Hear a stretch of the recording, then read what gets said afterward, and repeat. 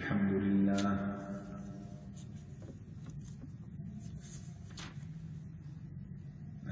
لله نحمده ونستعينه ونستغفره ونؤمن به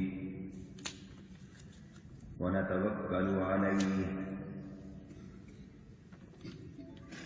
ونعوذ بالله من شرور أنفسنا ومن سيئات أعمالنا من يهده الله فلا مضل له ومن يضلله فلا هادي له ونشهد أن لا إله إلا الله وحده لا شريك له ونشهد أن سيدنا ومولانا محمدا عبده ورسوله صلى الله تعالى عليه وعلى آله وأصحابه وأزواجه وأتباعه وذرياته أجمعين أما بعد فأعوذ بالله من الشيطان الرجيم بسم الله الرحمن الرحيم يوصيكم الله في أولادكم للذكر مثل حظ الأنثيين فإن كن نساء فوق اثنتين فلهن ثلثا ما ترك وإن كانت واحدة فلها النصف ولأبويه لكل واحد منهما السدس مما ترك إن كان له ولد وقال تبارك وتعالى تلك حدود الله ومن يطع الله ورسوله يدخله جنات تجري من تحتها الأنهار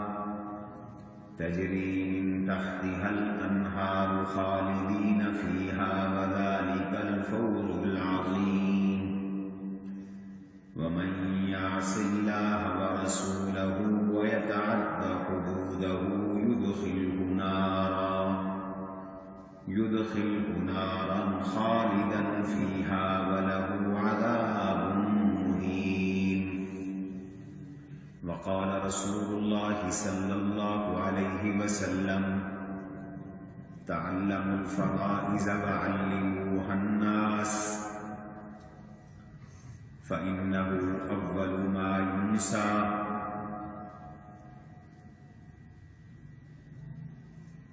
وإنها أول ما تنزع عن أمتي أو كما قال رسول الله صلى الله عليه وسلم وقال رسول الله صلى الله عليه وسلم من حرم وارثا حرمه الله عن الجنة أو كما قال رسول الله صلى الله عليه وسلم وقال رسول الله صلى الله عليه وسلم لا وصية لوارث صدق الله وصدق رسوله النبي الكريم ونحن على ذلك لمن الشاهدين والشاكرين والحمد لله رب العالمين اللهم صل على محمد تمام حضرات درود پاک پڑھیں اللهم صل على محمد وعلى آل محمد كما صليت على إبراهيم وعلى آل إبراهيم إنك حميد مجيد اللهم بارك على محمد وعلى آل محمد كما باركت على إبراهيم وعلى آل إبراهيم إنك حميد مجيد قریب واجب الاحترام بزرگوں اور عزیز ساتھیوں، آپ حضرات کے سامنے سورہ نساء کا ایک حصہ قرآن کریم میں سے تلاوت کیا ہے، اور اسی مناسبت سے کچھ احادیث بھی آپ کے سامنے تلاوت کی ہیں۔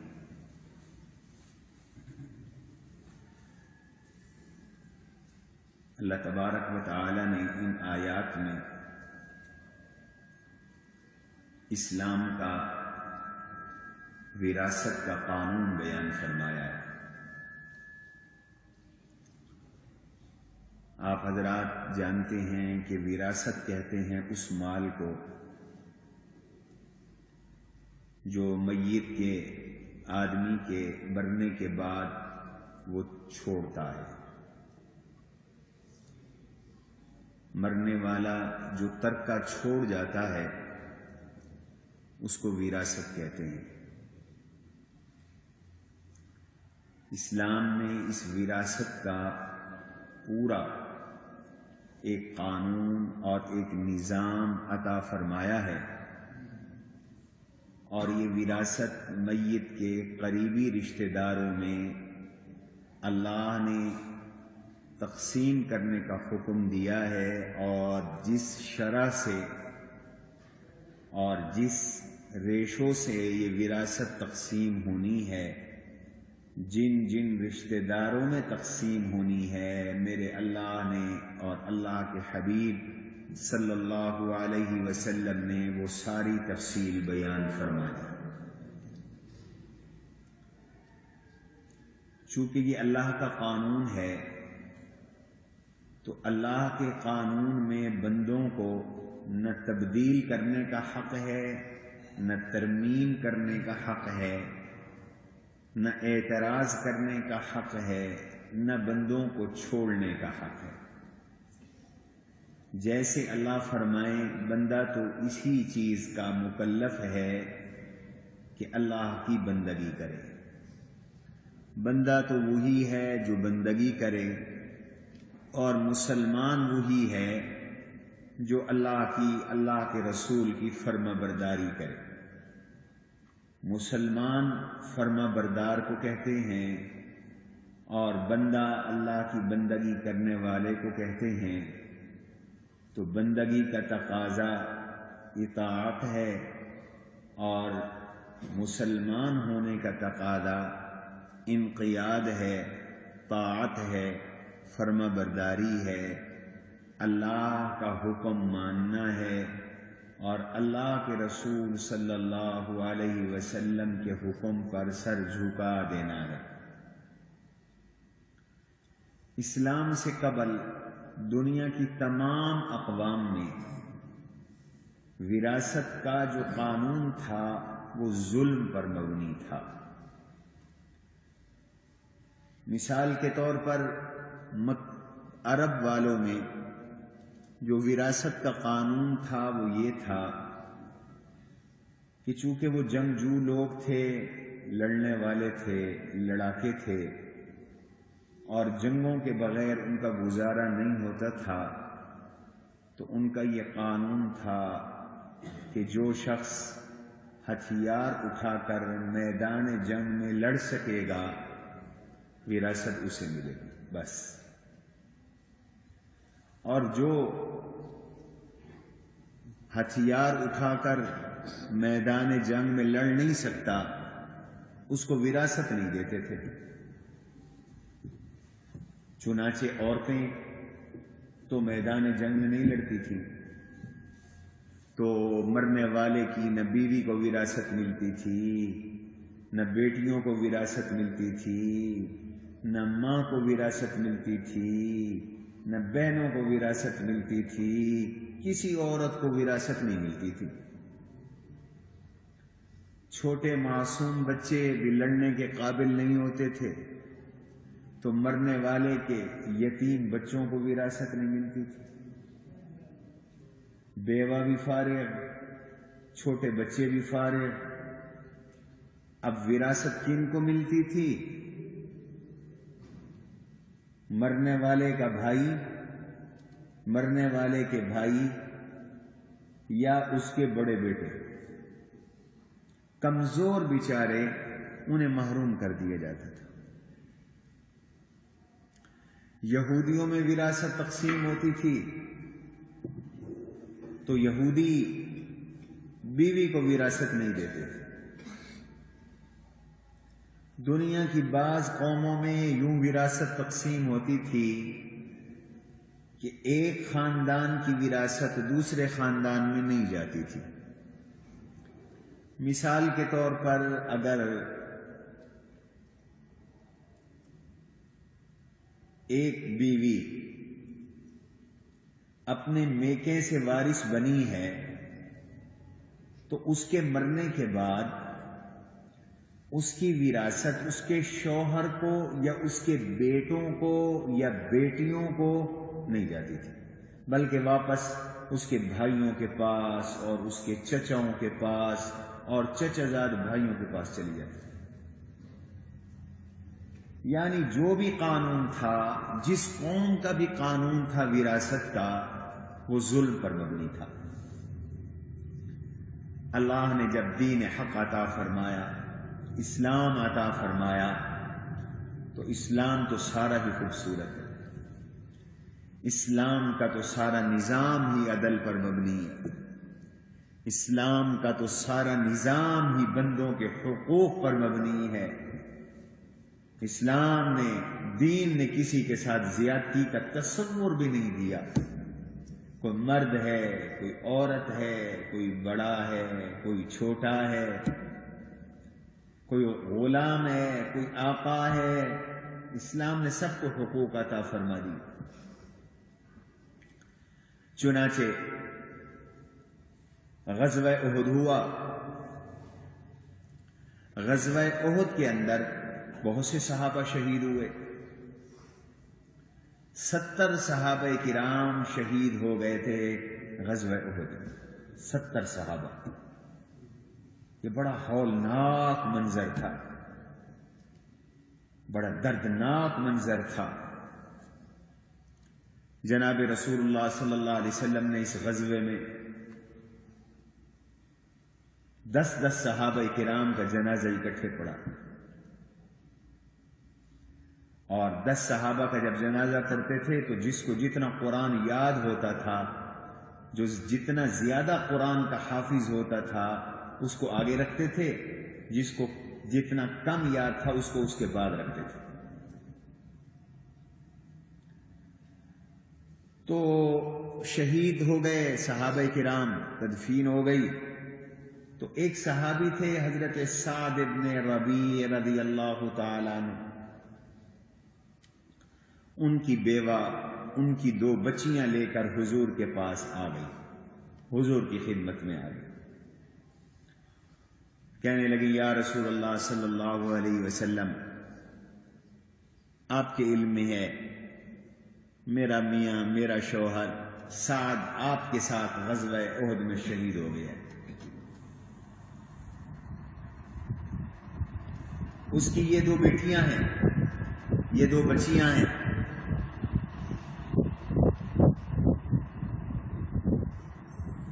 اور سارے ترکے پر، سارے مال پر قبضہ جما لیا ہے سعد کے بھائیوں نے پرانے طریقے کے مطابق۔ چونکہ جاہلیت میں نے عرض کیا بچیوں کو تو وراثت ملتی نہیں تھی، بیوہ کو وراثت ملتی نہیں تھی، صرف جنگجو مردوں کو ملتی تھی، تو سارے ترکے پر قبضہ جما لیا ہے سعد کے بھائی نے۔ اور وَلَهُ بنتان، سعد کی یہ 2 بچیاں ہیں، اور آپ جانتے ہیں کہ بچیاں کل کو بڑی ہوں گی، اور مال کے بغیر تو بچیوں کی شادیاں بھی کرنا مشکل ہے۔ میں ان کو پالوں گی کیسے، میں ان کو کھلاؤں گی کہاں سے، ایک بیوہ عورت ہوں، نادار عورت ہوں، کل کو ان کی شادیاں کہاں سے کروں گی۔ جناب رسول اللہ صلی اللہ علیہ وسلم نے ارشاد فرمایا اس بارے میں بھی اللہ کو حکم اتاریں گے، اس کے بارے میں بھی اللہ کوئی رہنمائی فرما دیں گے۔ ابھی تک کوئی رہنمائی نہیں ہوئی، اللہ کو رہنمائی فرما دیں گے۔ معلوم ہوا کہ غیب دان اللہ کی ذات ہے، عالم الغیب اللہ کی ذات ہے۔ حضور علیہ السلام نے انتظار کرنے کا حکم دیا۔ اگر سب کچھ آپ کے سامنے ہوتا تو آپ فر بتا دیتے۔ آپ نے فرمایا اس بارے میں اللہ رہنمائی کریں گے۔ یہ حدیث میں آتا ہے، صحیح کی حدیث ہے۔ چنانچہ اللہ نے اس پر پورا وراثت کا قانون سورہ نساء کی آیت نمبر 11-12 میں نازل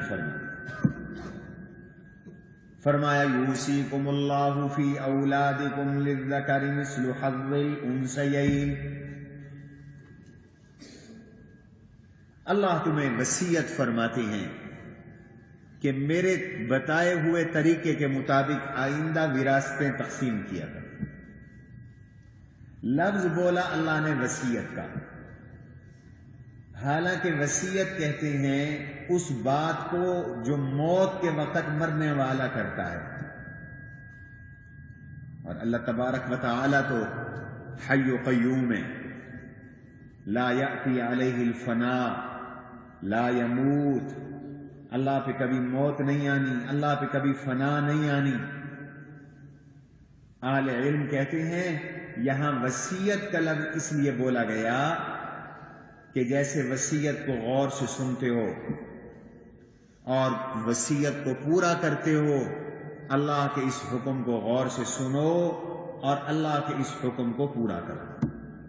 اس لیے اللہ نے لفظ وصیت کا بولا ہے کہ میں تمہیں تاکیدی حکم دیتا ہوں، میں تمہیں پختہ حکم دے رہا ہوں، میں تمہیں پکا حکم دے رہا ہوں۔ دیکھو وراثت یوں تقسیم کرنا مرنے والے کی کہ للذکر مثل حظ الانثیین۔ جاہلیت میں بچیوں کو محروم کرتے تھے، تم نے بچیوں کو بھی وراثت دینی ہے۔ جاہلیت میں صرف جوان بھائی لیتے تھے، تم نے ہر بھائی کو وراثت دینی ہے، اور بھائیوں کو وراثت دینے سے پہلے بہنوں کو وراثت دینی ہے، بیٹیوں کو وراثت دینی ہے، اور وراثت اس تناسب سے دینی ہے جو میں بیان کر رہا ہوں۔ للذکر مثل حظ الانثیین، 2 بیویوں اور 2 بچیوں کا حصہ 2 بہنوں کا حصہ 1 بھائی کے برابر۔ موقع ہوا، آج وقت ہوا تو میں اس پہ بھی بات کروں گا کہ 2 بہنوں کا حصہ 1 بھائی کے برابر کیوں ہے، حصہ برابر کیوں ہے، اس پہ بھی انشاءاللہ آج موقع ہوا تو آج، ورنہ پھر کبھی میں انشاءاللہ بات کروں گا۔ پھر اللہ تعالی نے 12 رشتہ داروں کے حصص بیان کیے۔ یہ جو 12 رشتہ دار ہیں ان کو اصحاب فروض کہتے ہیں۔ اصحاب فروض وہ رشتہ دار ہیں، وہ رشتے ہیں جن کے حصے اللہ نے قرآن کریم میں بیان فرما دی، اور کچھ رشتہ دار ایسے ہیں جن کے حصے اللہ نے اللہ کے حبیب صلی اللہ علیہ وسلم سے بیان کروائے۔ اب اللہ نے رشتوں کے جو حصے مقرر کیے، اللہ جانتے ہیں کہ ان کی حکمتیں میں جانتا ہوں۔ لا تدرون ایکم، تم نہیں جانتے کہ تم میں سے نفع کے لحاظ سے کون زیادہ قریبی ہے، میں جانتا ہوں۔ جیسے مشینری کو سب سے زیادہ مشینری کا بنانے والا جانتا ہے، ایسے ہی انسان میں رشتوں میں کون کس کے لیے زیادہ نفع مند ہے، یہ انسان کا بنانے والا رب جانتا ہے، اللہ جانتا ہے۔ اس لیے جو حصہ اللہ نے جس کا مقرر کیا وہ دوسرے کے حصے میں فرمایا ریس اور رشک نہ کرے۔ لا تتمنوا ما فضل اللہ به بعضکم علی بعض للرجال نصیب مما اکتسبوا وللنساء نصیب مما اکتسبن۔ اللہ نے جس کو جو حصہ دیا ہے اسی پہ راضی رہو، اسی پہ خوش رہو، اس میں تم دوسروں کے حصوں میں آرزویں نہ کرو، تمنائیں نہ کرو، رشک نہ کرو، میرا اتنا حصہ ہوتا، فلانے کا کم ہوتا، میرا زیادہ ہوتا. فرمایا یا یہ نہ کرو. اللہ نے جو حصہ مقرر کر دیا یہ وہبی تقسیم ہے. اس وہبی تقسیم میں ایک دوسرے پر رشک نہ کرو. للرجال نصیب مما کسبوا وللنساء نصیب مما اکتسبن. مردوں کے اپنے اعمال ہے، عورتوں کے اپنے اعمال. یہ تفصیل وراثت کے حصوں کی تو طویل ہے، اس کا پورا ایک علم ہے. حضور علیہ السلام نے اس علم کا نام رکھا علم الفرائض، اور حکم دیا تعلم الفرائض، یہ علم الفرائض سیکھو، یہ علم الفرائض سیکھو، اس کا علم حاصل کرو. یہ حضور کا حکم ہے. اس لیے الحمدللہ ہمارے مدارس اور جامعات میں یہ علم الفرائض یا علم المیراث مستقلاً پڑھایا جاتا ہے. اس علم الفرائض کو سیکھو. اور آگے دو پیشین گوئیاں فرمائیں. فَإِنَّهُ يُنْسَى، یہ بھول جاتا ہے.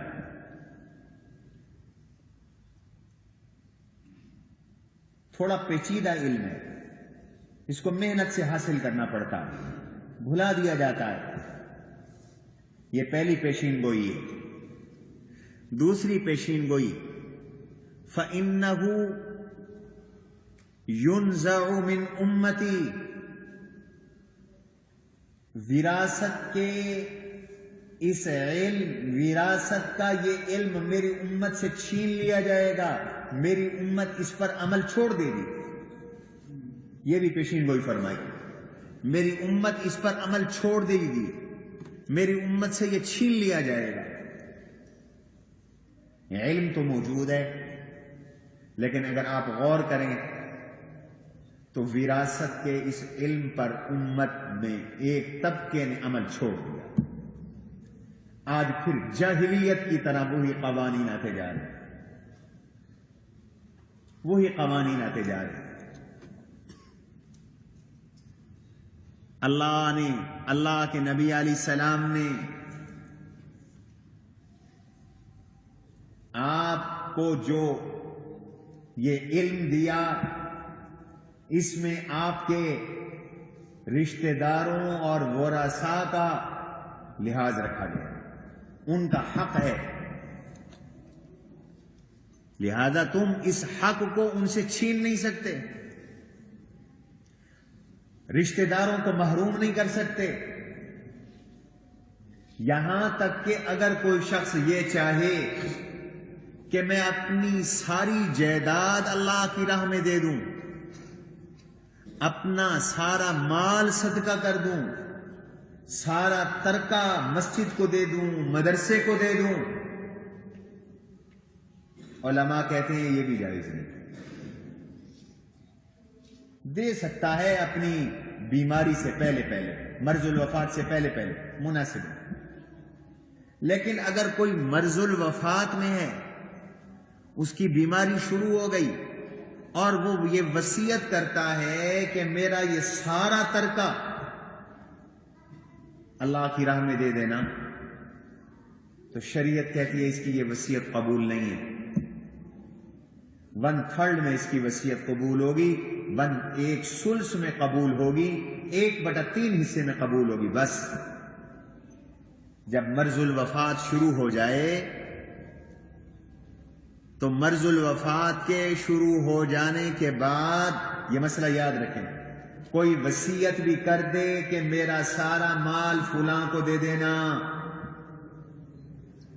یا اللہ کی راہ میں دے دینا، مسجد میں دے دینا، مدرسے میں دے دینا، کسی ٹرسٹ کو دے دینا، کسی ہسپتال کو دے دینا، کسی یتیم خانے کو دے دینا، شریعت کہتی ہے یہ وصیت معتبر نہیں، ہاں اس کی خواہش کا لحاظ رکھتے ہوئے صرف تہائی، 1/3، 1/3 حصہ دیا جائے گا، باقی 2/3، 2/3 حصے وارثوں کے ہوں گے۔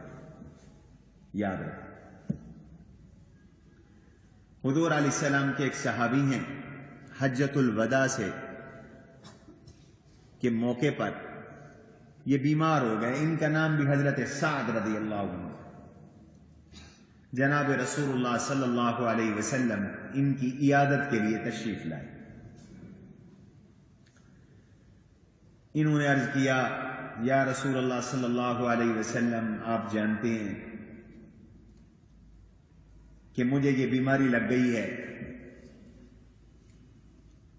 اور شاید میں اب اس بیماری سے جاں بر نہ ہو سکوں، میں اب نہ اٹھ سکوں۔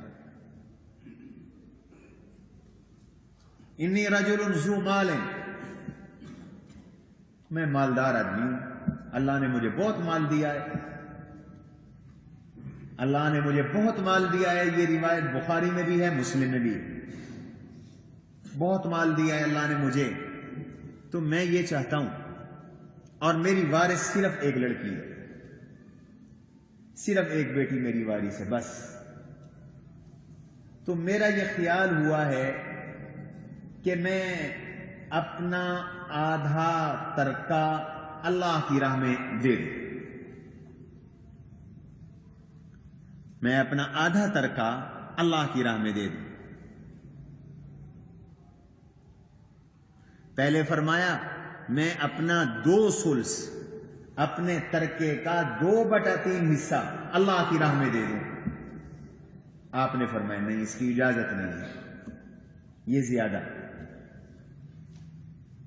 پھر فرمایا یا رسول اللہ صلی اللہ علیہ وسلم، میرا یہ ارادہ ہے کہ چلو میں اپنی جائیداد کا نصف، آدھی جائیداد اللہ کی راہ میں دے دوں۔ یہ مرض الوفات شروع ہو چکی تھی، ان کے اپنے زعم میں، ان کے اپنے گمان میں، آپ نے فرمایا نہیں، اس کی بھی اجازت نہیں۔ پھر فرمایا حضرت میں اپنی جائیداد کا 1/3 حصہ اللہ کی راہ میں دے دوں۔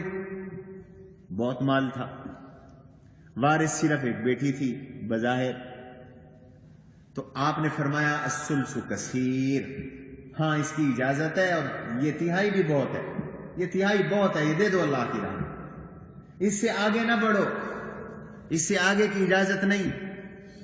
اور پھر اگلا جملہ بڑا شاندار فرمایا، ان تدع ورثتک عالۃ یتکففون الناس، تم اپنے وارثوں کو اس حال میں چھوڑے، ان تدع ورثتک اغنیاء خیر من ان تدع یتکففون الناس عالۃ یتکففون الناس، او کما قال، تو اپنے وارثوں کو مالدار چھوڑے، یہ اس سے بہتر ہے کہ جب تم دنیا سے جائے تیرے وارث تنگ دست ہوں، خالی ہاتھ ہوں، لوگوں سے لپٹ لپٹ کر مانگ رہے ہوں، بھیک مانگ رہے ہوں، نہ، اس سے بہتر ہے کہ تیرے وارث غنی ہوں، مالدار ہوں، یہ ان کا حق ہے، تو ان کو مالدار چھوڑ کے جا، یہ ان کا حق ہے۔ خود تو ذمہ داری کی زندگی گزاری، اپنے بچوں کو بھکاری بنا کے چھوڑ کے جاؤ گے؟ خود تو صنعت کار تھے، اپنے بچوں کو بھکاری بنا کے چھوڑ کے جاؤ گے؟ نہیں، ہاں اللہ کی راہ میں بھی دو، اس کی تو ترغیب ہے، موت سے پہلے پہلے صدقہ کرو، اللہ کہتے ہیں صدقہ کرو موت سے، من قبل ان یأتی احدکم الموت فیقول، اس وقت سے پہلے پہلے اللہ کی راہ میں دو کہ جب موت آ جائے، اور پھر جب موت آ جائے تو پھر کہو اللہ کو، اے کاش لولا اخرتنی الی اجل قریب فَأَصَّدَّقَ وَأَكُن مِّنَ الصَّالِحِينَ، اللہ تو مجھے کچھ ڈھیل دے دیتا، میں مال میں سے صدقہ کر کے آتا تو میں بھی تیرے نیک بندوں میں شامل ہو جاتا۔ اس کی تو ترغیب ہے، لیکن فرمایا کہ صدقہ ضرور کرو، لیکن اس میں اپنے ورثاء کے حق کا بھی خیال رکھو، ان کو تنگ دست چھوڑ کے نہ مرو۔ لہذا وصیت صرف 1/3 حصے میں، اس سے زیادہ میں وصیت نہیں ہے۔ آج رواج ہے، چل تو ہم رواج پہ رہے ہیں نا، دین پہ تو ہم چلتے نہیں۔ افسوس ہے مسلمانوں، اللہ کے نبی رواج مٹانے آئے تھے، رسمیں مٹانے آئے تھے، شریعت لائے تھے، دین لائے تھے۔ حضور کے طریقے کا نام سنت ہے، اور جو برادری کا طریقہ ہو وہ رسم ہے، جو علاقے کا طریقہ ہو وہ رسم ہے، وہ رواج ہے۔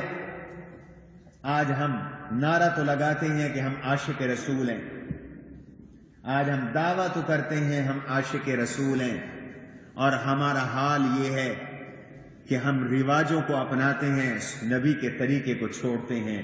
صرف چھوڑتے نہیں، ذبح کرتے ہیں۔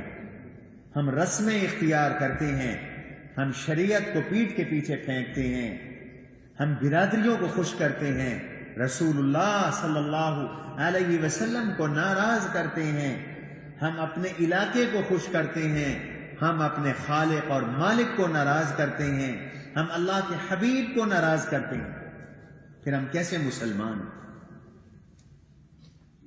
آج کچھ لوگ یہ عذر کر لیتے ہیں کہ میرا بیٹا نافرمان ہے، لہذا میں اس کو آگ کر رہا ہوں جائیداد سے، میں اس کو وراثت سے محروم کر رہا ہوں۔ تجھے کس نے حق دیا ہے کہ تو اپنے بیٹے کو محروم کرے؟ ان مفتیان کرام سے پوچھو، کسی کو وراثت سے محروم صرف اسی صورت میں کیا جا سکتا ہے جب وہ آپ مسلمان ہوں اور وہ کافر ہو جائے، وہ مرتد ہو جائے، اختلاف دین ہو دونوں جانب سے، تو وہ وراثت سے محروم ہوتا ہے۔ یا قاتل ہو، وارث مورث کا قاتل ہو، تو اس کو بھی وراثت نہیں ملا کرتی۔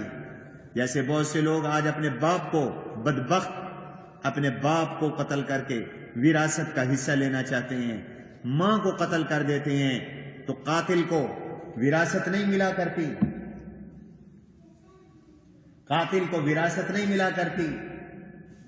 یا اختلاف دارین ہو، یا کوئی ایک غلام ہو، یا ایک دار الحرب میں ہو دوسرا دار الاسلام میں ہو، ان 4 وجوہ کے علاوہ کسی کو وراثت سے محروم کرنا شرعاً حرام ہے، ناجائز ہے۔ علماء سے مسئلہ پوچھو، کسی کو آگ کرنے کی اجازت نہیں۔ تو کون ہوتا ہے آگ کرنے والا؟ تیرا مال تھوڑی ہے، یہی جائیداد کل کسی اور کی تھی، آج امانت کے طور پر تیرے پاس ہے، کل تیری آنکھیں بند ہوں گی تو کسی اور کے پاس ہوگی۔ من مال اللہ الذی آتاکم، تم سمجھتے ہو میرا مال، بندہ سمجھتا ہے مالی مالی مالی، میرا مال میرا مال میرا مال، یہ دھوکہ ہے۔ حقیقت یہ ہے کہ یہ تیرا مال نہیں، یہ کس کا مال ہے؟ یہ اللہ کا مال، یہ اللہ کا مال ہے، عارضی طور پر تیرے پاس ہے، عارضی طور پر تیرے پاس ہے، کل کو تجھ سے کسی اور کے پاس چلا جانا ہے، لہذا جتنا تجھے اختیار اس مالک نے، مال کے مالک نے دیا ہے، تو اتنا ہی اختیار استعمال کر سکتا ہے، اس سے زیادہ نہیں، اس سے آگے نہیں بڑھ سکتا۔ خبردار کہ کسی کو محروم کیا۔ کچھ بدنصیب بیویوں کو وراثت سے محروم کر دیتے ہیں کہ میں نے تو اس کو اتنی حق مار دی تھی، لہذا بیوی کی وراثت کوئی نہیں۔ حق مہر الگ چیز ہے، وراثت الگ چیز ہے۔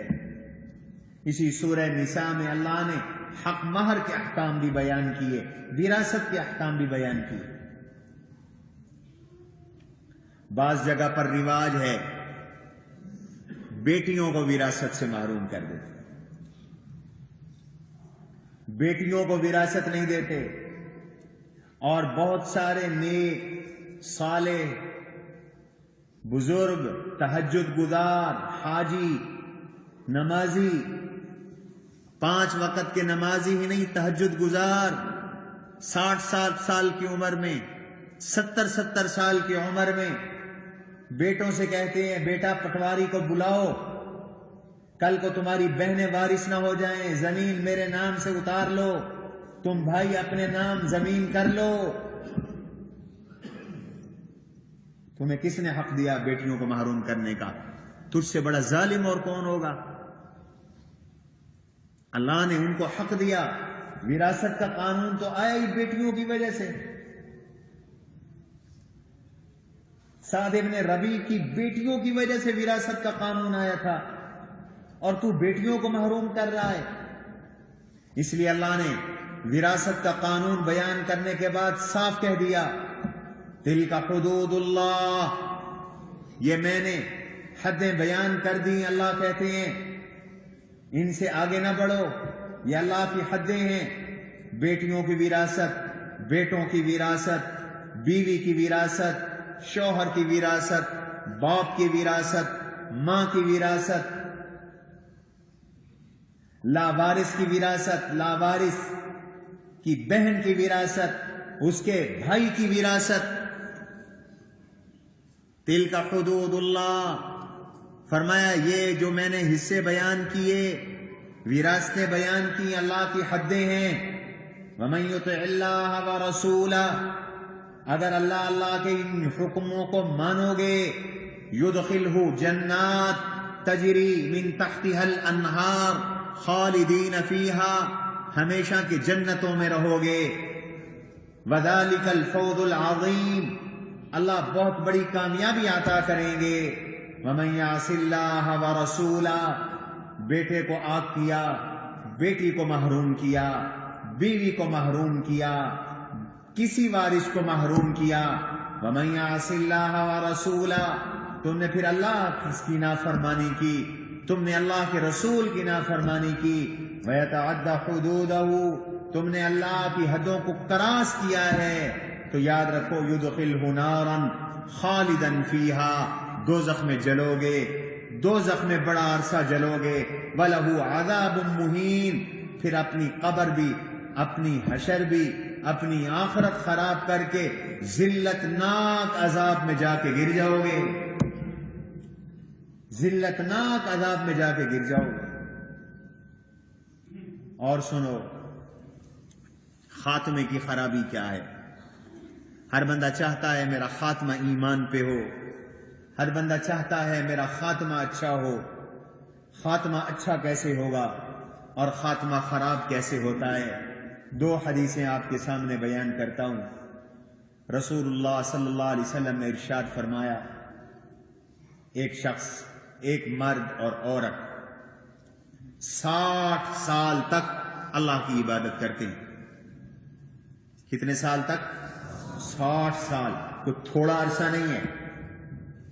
60 سال تک اللہ کی عبادت کرتے ہیں، اور پھر موت سے پہلے وصیت کرتے ہیں، اور وصیت میں کسی وارث کو نقصان پہنچاتے ہیں، کسی کو محروم کرتے ہیں، کسی کا حصہ کسی اور کو دلواتے ہیں، ان پر جہنم واجب ہو جاتی ہے، ان پر دوزخ لازم ہو جاتی ہے۔ 60 سال کی عبادت برباد، حج برباد، عمرے برباد، تہجدیں برباد، صدقے برباد، خیراتیں برباد، زکاتیں برباد، اللہ کی ضربیں برباد، ذکر اللہ برباد، تبلیغ کے چلے برباد، جہاد برباد، دوزخ لازم ہو جائے۔ حضور نے فرمایا مزے دوسرے کریں گے، قبر تو اپنی کالی کر رہا ہے، عیش دوسرے اڑائیں گے، عیاشیاں تیرے بچے کریں گے، قبر تو نے اپنی کالی کی۔ जहन्नम का ईंधन तू बना। दूसरी हदीस सुनो, हुजूर अलैहिस्सलातु वस्सलाम ने इरशाद फरमाया, एक आदमी 70 साल तक इबादत करता है, 70 साल तक। पहली हदीस में 60 साल है, इस हदीस में 70 साल है। 70 साल तक अल्लाह की ताअत करता है, फर्मा बरदारी करता है, बुजुर्गों वाली वलियों वाली जिंदगी गुजारता है, नेकों वाली जिंदगी गुजारता है। फिर मौत से पहले वसीयत में दूसरों को नुकसान पहुंचाता है, वारसों को नुकसान पहुंचाता है। इसका खात्मा भी बुरा होता है और मरने के बाद भी ये आग में जलता है। और दूसरा आदमी 70 साल तक नाफरमानी में रहता है, उसकी जिंदगी अल्लाह की नाफरमानी में गुजरी, लेकिन मौत से पहले उसे अल्लाह का खौफ आ गया और उसने वसीयत ठीक ठीक की। उसने वसीयत में कुर्सी में उसने वसीयत में किसी को नुकसान नहीं पहुंचाया। अब तवज्जो करना, अल्लाह की जात कितनी गफूर और रहीम है। दरअसल अल्लाह को अपनी मखलूक बड़ी प्यारी है। बेटे तेरे हैं प्यारे अल्लाह को, आहा, फिर भी हम अपने अल्लाह को भूल जाते हैं। बेटी तेरी है प्यारी अल्लाह को, औलाद मेरी और तेरी है, और उन पर रहमत मेरा रब कर रहा है, तुझसे मुझसे ज्यादा उनसे प्यार मेरा अल्लाह कर रहा है। बेटी तो तेरी है, बेटा तो तेरा है, बीवी तो तेरी है, रिश्तेदार तो तेरा है, लेकिन तूने उसको नुकसान पहुंचाया तो तेरा अल्लाह नाराज हो गया, तेरा खात्मा भी खराब हो गया, तेरी आखिरत भी खराब हो गई।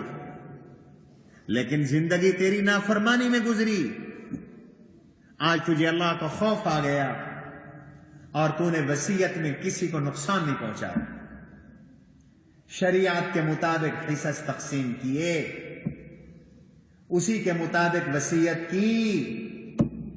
फरमाया इस अदल वाली वसीयत की बरकत से, इस इंसाफ वाली वसीयत की बरकत से अल्लाह खात्मा भी खैर पर फरमा देते हैं, खात्मा भी ईमान पे फरमा देते हैं, और अल्लाह जन्नत भी अता फरमा देते हैं, उक़बा भी अच्छी फरमा देते हैं अल्लाह, आखिरत भी मेरे मौला अच्छी फरमा देते हैं। इसलिए दोस्तों, विरासत के सिलसिले में अल्लाह के हुक्मों को पीठ न करो, अपनी अपनी बिरादरियों के रिवाजों को तोड़ो, इन रस्मों को तोड़ो। अल्लाह ने हमें शरीयत की पाबंदी का हुक्म दिया, रस्मों की पाबंदी का हुक्म नहीं दिया। हुजूर रिवाज नहीं लाए, हुजूर तो रिवाज मिटाने आए, रस्में मिटाने आए। हुजूर सुन्नत लेके आए, और सुन्नत उलमा से पूछा करो। ये आपके जामिया में दारुल इफ्ता मौजूद है, आके मसले पूछा करो, पूछते भी हैं माशाअल्लाह, रोजाना फतवे जारी होते हैं, बगैर फीस के फतवे जारी होते हैं। इसलिए अल्लाह के दीन को अपनाओ, शरीयत को अपनाओ। मसला यह है, आखिरी बात अर्ज करके बात खत्म करता हूं, मरने वाला मर जाए तो उसके तरके में से सबसे 3 काम करने की। सबसे पहले उसके तरके में से उसके कफन दफन का इंतजाम करना है। ये शरीयत ने उसके तरके पे छोड़ दिया है। कोई ये ना कहे वो वारिस करेगा, वो कहे कि वो वारिस करेगा, वो कहे कि वो वारिस करेगा, कोई ना करे। ये मरने वाले के तरके में से उसके कफन दफन का इंतजाम किया जाएगा, और अगर उसका कोई तरका नहीं है तो फिर ये रिश्तेदारों पर और करीबियों पर का ये हक है कि वो कफन दफन का इंतजाम करें। इस्लामी रियासत का हक है कि वो कफन दफन का इंतजाम करें। तो उसके कफन दफन का इंतजाम करो तरके में से। फिर उसके कर्ज का इंतजाम करो। आज कर्ज कोई नहीं अदा करता, وارثوں کو ترکے کا تو انتظار ہوتا ہے، لیکن یہ خیال نہیں ہوتا کہ مرنے والے کا قرض بھی ادا کرنا ہے، اس کے قرض کا انتظام کرو، فوری طور پہ قرض اتارو، چونکہ جب تک مرنے والے کا قرضہ ادا نہ کرو مرنے والے کی بخشش نہیں ہوتی۔ اللہ کے نبی علیہ الصلوۃ والسلام نے شروع میں اس شخص کا جنازہ نہیں پڑھایا جس پر قرضہ تھا، فرمایا صلو علی صاحبکم، جاؤ اپنے مسلمان بھائی کا تم جنازہ پڑھ لو، میں محمد صلی اللہ علیہ وسلم مخروز کا جنازہ نہیں پڑھوں گا۔ پھر ایک جنازہ آیا، حدیث میں آتا ہے، تو آپ نے پوچھا اس پہ کوئی قرضہ تو نہیں تھا؟ صحابہ نے فرمایا یا رسول اللہ قرضہ تو ہے، لیکن اس قرضے کی ادائیگی کا بھی انتظام ہے، اب ہاں اس کا میں جنازہ پڑھوں گا۔ پھر اللہ نے جب اسلامی ریاست کو مضبوط کر دیا، یہ ہے مدینے کی ریاست، آج حکمران مدینے کی ریاست، مدینے کی ریاست، مدینے کی ریاست کو بدنام نہ کرو ظالموں، کام تمہارے کافروں کی ریاست کے ہیں اور بدنام مدینے کی ریاست کو کرتے ہو، شرم کرو۔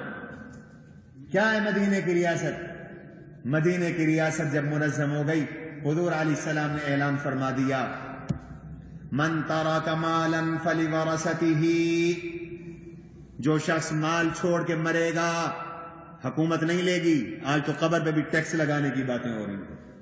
من ترک مالا فلورثته، جس نے مال چھوڑا اس کے وارثوں کو ملے گا۔ ومن ترک ضیاعا فعلی، اور جس نے قرض چھوڑا میں محمد اور میری ریاست اس کا قرض ادا کرے گی۔ پھر حضور نے یہ حکم دے دیا۔ اور آخری بات، اگر کوئی مرنے والا شریعت کے خلاف وراثت تقسیم کر جائے، یا مرنے والا شریعت کے خلاف وراثت تقسیم کرنے کی وصیت کر جائے، اگر اس کے وارث اس کے خیر خواہ ہیں، وہ اپنے باپ کو، وہ اپنے بڑے کو، اپنے بزرگ کو جس کے وارث بنے ہیں، اس کو، اس کی حشر، اس کی قبر، اس کی آخرت کو اچھا کرنا چاہتے ہیں، تو اہل علم کہتے ہیں خلاف شریعت وصیت کو توڑ دو، اور جو خلاف شرع وصیت تقسیم ہوئی باہمی رضامندی سے اس کو شریعت کے مطابق کر دو، تاکہ تمہاری آخرت بھی اچھی ہو جائے اور اس کی آخرت بھی اچھی ہو جائے، اس کی آخرت بھی اچھی ہو جائے۔ اللہ مجھے اور آپ کو شریعت کے ان احکام پر عمل کرنے کی توفیق نصیب فرمائے۔ وما علینا الا البلاغ المبین۔